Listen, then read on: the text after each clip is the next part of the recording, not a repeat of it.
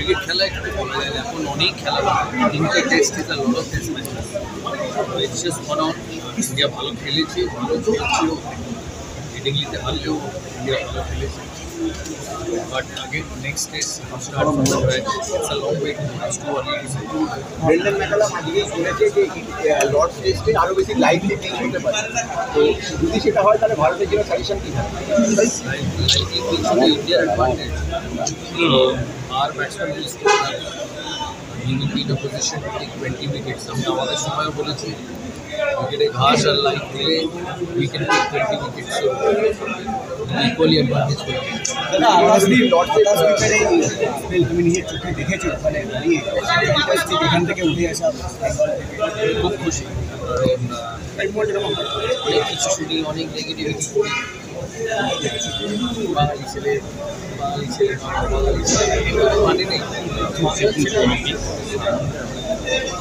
মুকেশ ওই আমি যেমন বাঙালি ছিল, যখন এখানে এসেছে কিছুই ছিল না, ছিল না মুকেশ ছিল, ঈশ্বরন ছিল না, মোহাম্মদ শামি ছিল, আরও আরও প্রচুর ময়দানে যারা খেলে তাদের মধ্যে নিজের কষ্টে নিজে খেটে সিএজি সাপোর্টে তারা আজকে এখানে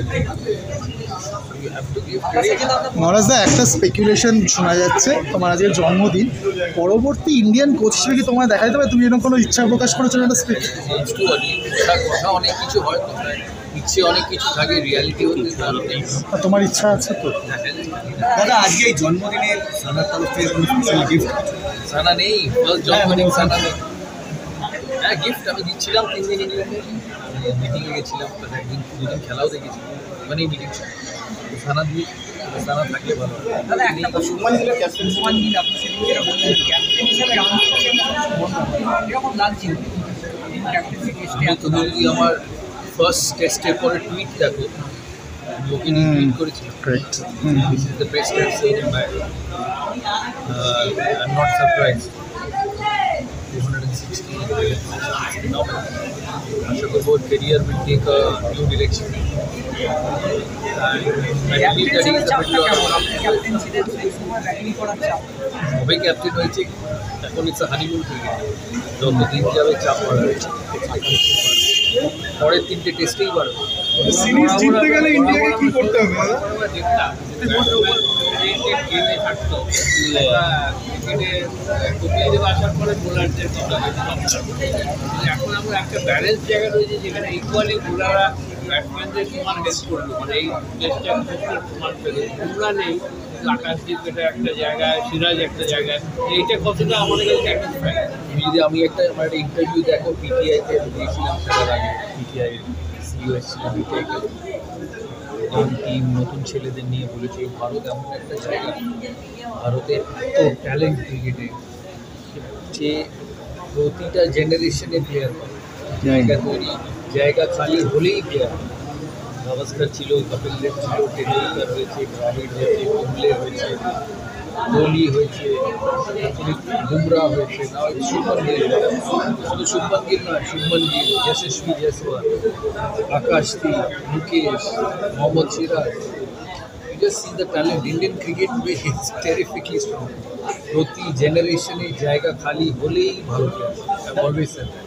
বায়োপিকের কাজ কতদূর এগিয়েছে? বায়োপিকের কাজ কাস্টিং কি কিছু, রাজকুমার রাও ছাড়া অন্য কোনো কাস্টিং কি কিছু?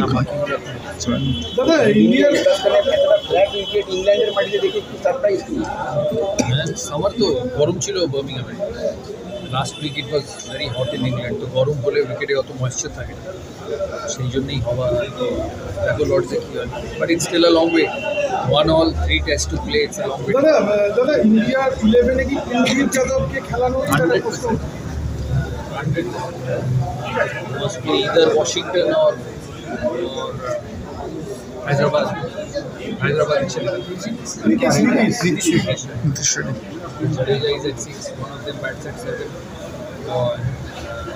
বুমরা ফিরবে, একটা ফাস্ট বোলার বাদ যাবে, which I presume, জানি না সারফেস যদি একদম গ্রিন হয় ইন্ডিয়া 4টে ফাস্ট বোলারও করতে পারে, depends on the surface. Surface if it's brown, Kuldeep has to be.